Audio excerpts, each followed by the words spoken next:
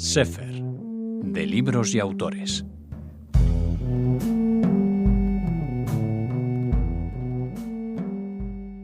Tenemos la suerte de presentarles hoy un libro imprescindible por la temática que trata y por el autor. Recibimos en Radio Sefarad a Alejandro Baer. Hola. Hola Raquel, muchas gracias. Que como saben es exdirector de Radio Sefarad y también pertenece al Centro de Estudios Sociales.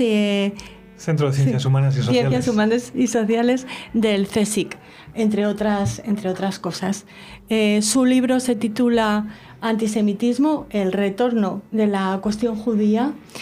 Y la primera pregunta, Alex, un poco como si estuviéramos en Pesaj, es ¿por qué este libro sobre antisemitismo es diferente a otros libros? Bueno, es un libro sobre todo que intenta ser un libro escrito desde el momento actual. Es un libro conciso, escrito, espero, en un lenguaje accesible, que intenta situarnos en el momento actual y mirar hacia atrás. Es decir, de dónde venimos y cómo, a partir de la historia, podemos explicar el antisemitismo contemporáneo. Es decir, aportar las claves para identificar las manifestaciones contemporáneas de antisemitismo. Y empezamos en los orígenes con el antijudaísmo cristiano. Esa identificación de los diferentes rostros y del rostro actual, de la cara actual del antisemitismo, se refleja muy bien en el libro porque aportas tanto herramientas para ese reconocimiento como ejemplos, ¿no? Sí, también creo que es un libro... sobre antisemitismo hay muchísimo escrito, pero creo que otra, característica del libro es que es un libro orientado especialmente al lector o lectora español e hispanohablante, y con muchos casos de España en todos los capítulos, desde el antijudaísmo cristiano, al antijudaísmo ilustrado, al antisemitismo racial y político, hasta el más contemporáneo y las formas de antisemitismo antisionista. Hay ejemplos de nuestro país. ¿Sí? ¿Podrías poner alguno? Pues uno de ellos, de los primeros que salen, es una página web del Arzobispado de Madrid que da por válido el libelo de sangre del Santo Niño de la Guardia de Toledo. Y de ahí para arriba todo. Y eso, a esa web se puede acceder y el texto termina con la frase «Fue un tristísimo hecho». Así que con eso te haces un poquito. Sí. Alegre, sí. Has apuntado el tema del antisionismo. Nosotros los judíos debemos ser especialmente cuidadosos con esa frontera tan delicada entre el antisemitismo y el antisionismo, sobre todo en estos tiempos después del 7 de octubre. Yo creo que lo que tenemos que ser muy cuidadosos es en distinguir entre críticas al Estado de Israel y antisemitismo. Hay críticas al Estado de Israel que están más que justificadas. Sin embargo, esas críticas no tienen por qué recurrir a argumentos, a tropos, al imaginario del antisemitismo para ser expresadas.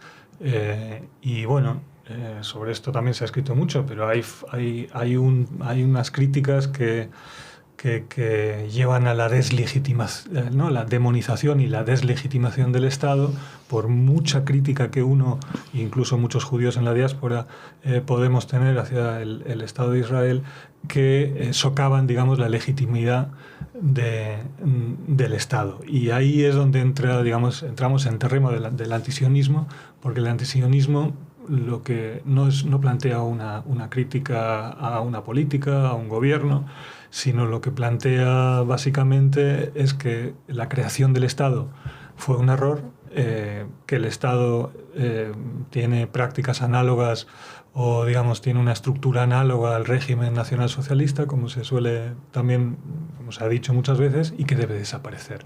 Es decir, eso son algunas de las claves del antisionismo que sí entran en el terreno del antisemitismo. Tú eres de origen alemán. Sí. y eres un estudioso de la Shoah y de genocidios. En estos momentos se están estableciendo comparaciones, no sé si legítimas, con lo que sucedía en la Alemania de Hitler. ¿Cómo te enfrentas a esas comparaciones y qué herramientas, volviendo a las que propones en el libro, podemos utilizar? Bueno, yo creo que eso tiene que ver, es casi una paradoja, ¿no? El Holocausto, yo diría, ¿no?, desde el último cuarto de siglo, se ha, digamos, transformado en un paradigma de memoria, en un ejemplo de memoria, como hoy se diría, de memoria democrática, que debe incentivar valores de pluralismo, de tolerancia, de libertad. Pero también el Holocausto se ha convertido en el paradigma del mal. Y eso ha llevado a una situación que, de hecho, las organizaciones e instituciones judías han contribuido a universalizar de esta manera el Holocausto, ¿no? La Shoah y yo diría los crímenes del nazismo. Pero pocos realmente imaginaron que el Holocausto iba a volver como un boomerang antisemita. Y desde ¿no?, hay muchos estados que cometen crímenes y el Estado de Israel también los comete, pero solamente el Estado de Israel está cometiendo un supuesto holocausto, ¿no?, como escuchamos en ese discurso. Entonces, es como uno de los efectos perversos, ¿no?, de esta universalización de la memoria, que ¿no?, esta especie de inversión del holocausto, una inversión acusadora. Y yo creo que, me preguntas cómo se lucha contra ello. Yo creo que quien conozca el conflicto israelí-palestino y quien conozca la Shoah, y si la estudia en profundidad, pues va a ver que estamos hablando de acontecimientos históricos muy distintos y que crear esa equivalencia pues es una distorsión absoluta. Sí. Claro, pero ese desconocimiento se plasma día a día en titulares de periódicos, en las aperturas de los informativos en cualquier televisión de nuestro país. Entonces enfrentarlo es muy complicado. Y tu libro nos ayuda a hacerlo. Bueno, el libro lo que quiere es, digamos, separar el trigo de la paja. Es decir, no es que... Y yo creo que cuando hablamos de antisemitismo, también hay un debate en torno al antisemitismo y también hay otro problema, que es la instrumentalización del antisemitismo. Es decir, y eso tristemente en Israel y especialmente este gobierno, para ellos cualquier crítica es antisemitismo. Entonces yo creo que este libro no solamente denuncia los usos antisemitas, sino también denuncia esta especie de instrumentalización de la acusación de antisemitismo ante críticas que no tienen por qué serlo y que muchas veces no lo son. ¿Sí? En este antisemitismo, el retorno de la cuestión judía, ahí identificas diferentes tipos de antisemitismo y también diferentes, no sé si personas o personalidades antisemitas, ¿no? Está el judío antisemita también, es el único aceptado, digamos, el protagonista del autoodio judío. Bueno, no sé, es una pregunta complicada. A mí nunca me ha gustado mucho esa definición del autoodio judío, porque además es algo que no se puede demostrar. Es decir, es como estás psicologizando a un individuo sin muchas pruebas. Entonces, yo no creo que... O sea, no me gusta hablar de tipologías de individuos antisemitas, sino tipologías de discursos, de cosmovisiones, de argumentos, de estereotipos. Y son individuos de muy diversa índole que hacen uso o que habitan esos discursos. Muchas veces sin saber que están en el terreno del antisemitismo. Sí. Uh-huh. Volvemos al título. Si la cuestión judía sigue siendo una preocupación constante en nuestras sociedades, ¿el hecho de que sea una cuestión implica que se puede resolver? Pues la cuestión como permanece abierta, ¿no? El título del libro es El retorno o el eterno retorno de la cuestión judía, significa que vuelve. Yo con la cuestión judía lo que quiero señalar, o a lo que quiero apuntar, es que hay una especie de centralidad simbólica, de visibilidad de lo judío, es decir, del Estado de Israel, del Holocausto. Estamos rodeados de esta hipervisibilidad de temas relacionados con lo judío. Y esa hipervisibilidad no siempre es antisemita, pero sí expone a los judíos, a las comunidades judías, a las instituciones judías, a esta especie de guerra o de batallas culturales que muchas veces nos trascienden por completo. Es decir, nosotros somos una especie, nos hemos convertido en un símbolo para una lucha, por ejemplo, entre las izquierdas y las derechas populistas. Y el libro también intenta advertir de que, que estamos en un contexto donde la cuestión judía se están debatiendo otras cuestiones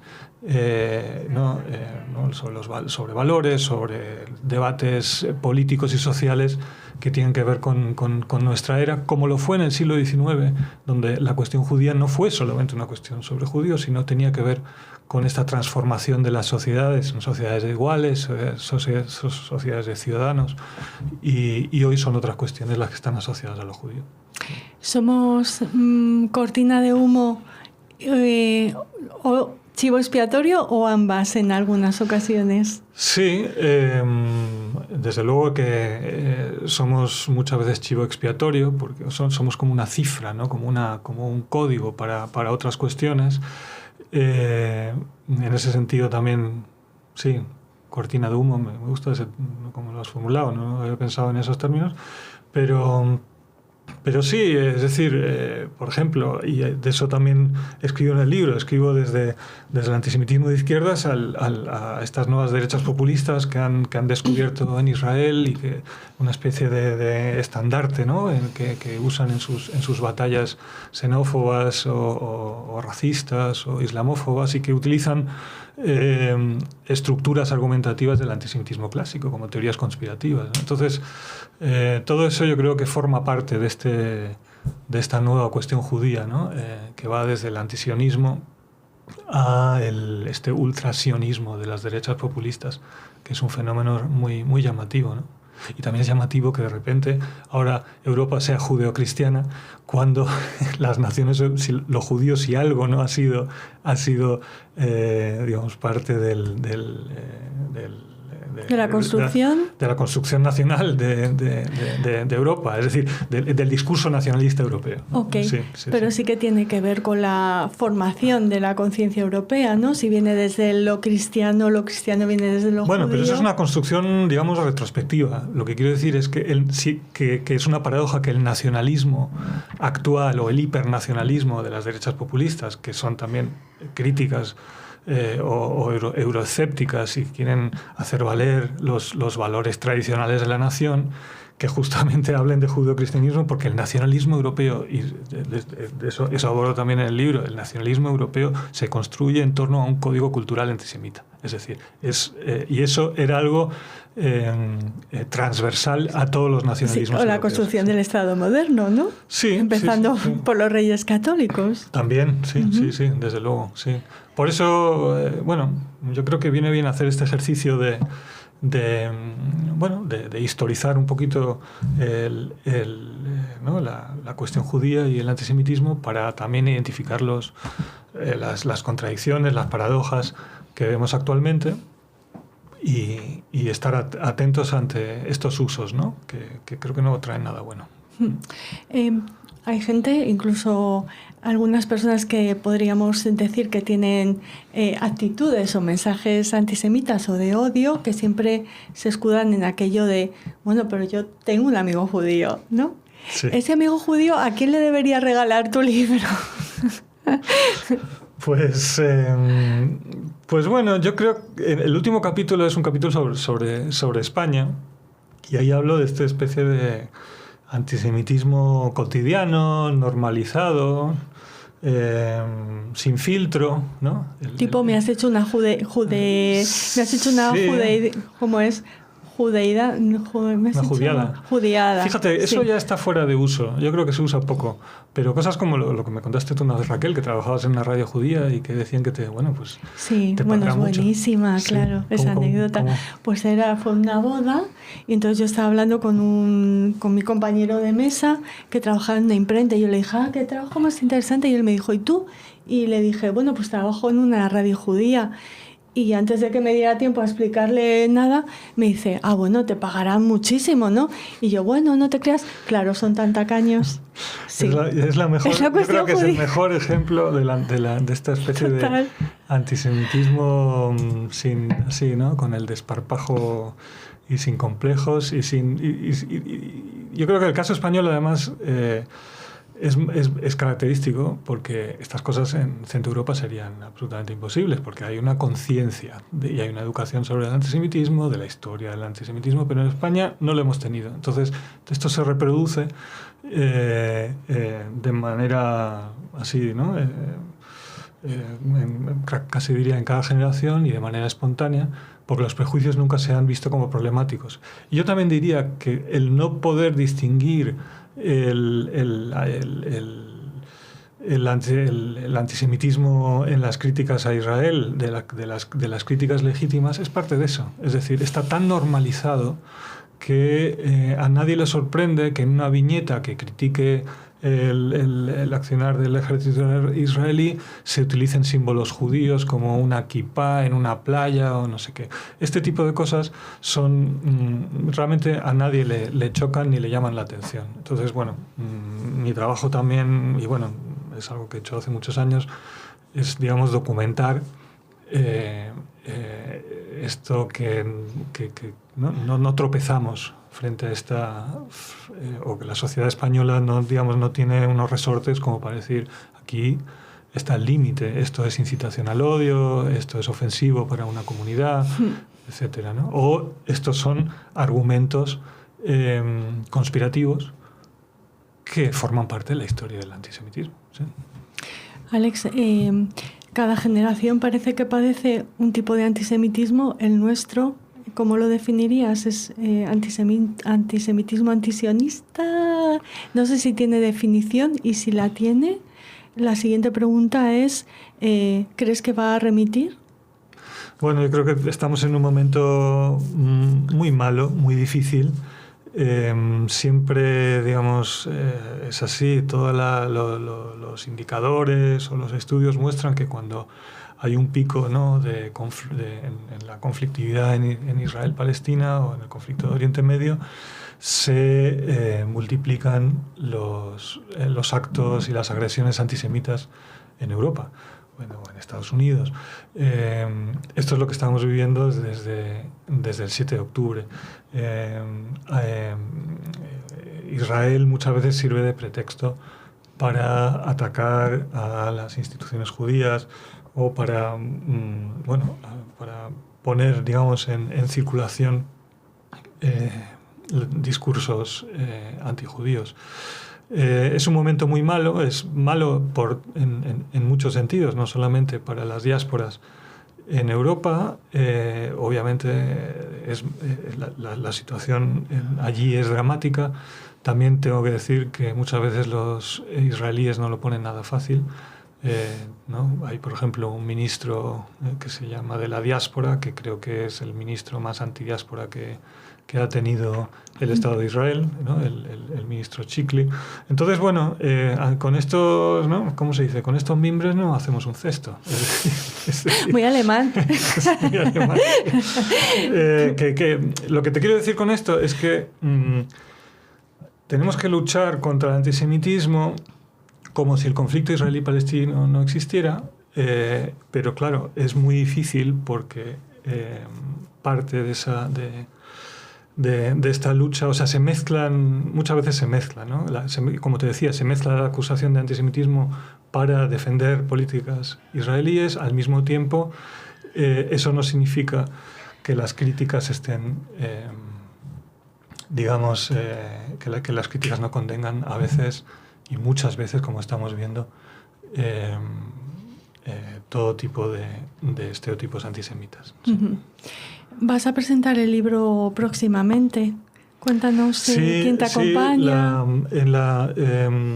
La editorial me propuso, es la editorial La Catarata, que la verdad que es una maravilla porque me están tratando muy bien. Como si fueras asintomático, ¿no? El chiste ¿Cómo es eso? Bueno, otro chiste, ¿verdad? Me parece. Pues hay un comediante judío que dice, no parezco judío, ¿verdad? Soy asintomático. Pues eso. Están promocionando muy bien el libro y han propuesto la librería Dickinson, que está en la calle Gaztambide, que tiene un espacio para presentaciones, y es con Angie Cohen, una colega del CSIC, del Instituto de Lengua, Literatura y Antropología, y con Fernando Palmero, que es escritor y periodista del Mundo, estuvo a cargo de la sección de cultura y de la revista cultural del Mundo, y una persona que conoce muy bien estos temas, así que es una presentación diálogo donde vamos a hablar de estos temas y de... sí. Eso. Una guía de lectura de tu libro. Esa no me la había apuntado.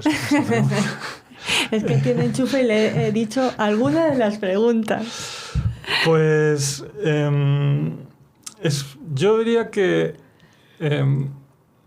es un libro corto, es decir, no llega a las 160 páginas. Un esfuerzo de síntesis, ¿eh? Y sobre todo eligiendo las referencias, eso es muy destacable.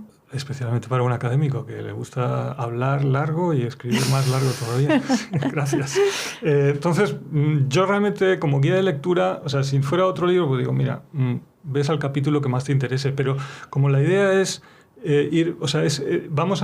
voy avanzando como en, ¿cómo se dice? Como en ¿círculos? En círculos, ¿no? Como en una espiral, porque en cada uno de los capítulos hay ejemplos contemporáneos y también la idea es, por ejemplo, si hablamos de la teoría del reemplazo, ¿no? Del cristianismo como verdadero Israel, eso aparece en el capítulo 1, pero aparece también en el capítulo sobre el antisionismo y sobre el antisemitismo de izquierdas, porque también hay una forma de reemplazo, hay una idea de que los judíos han perdido el derecho a su propia herencia, ¿no? Con la cuestión de la memoria del Holocausto, por ejemplo, o que el verdadero Israel hoy en realidad son los palestinos, es decir, que incluso que las acciones del Estado de Israel han hecho que hayan perdido, que los judíos hayan perdido esos derechos, como entonces fue en el Antiguo Testamento. Es decir, hay esas líneas de continuidad que intento establecer entre cuestiones pues, que pueden estar atrás 2000 años y cuestiones muy actuales. Cuestiones que son eternas, ¿no? Que son tristemente eternas, pero quizás, bueno, si hacemos el esfuerzo por entenderlas, pues quizás podemos en algún momento romper este círculo vicioso.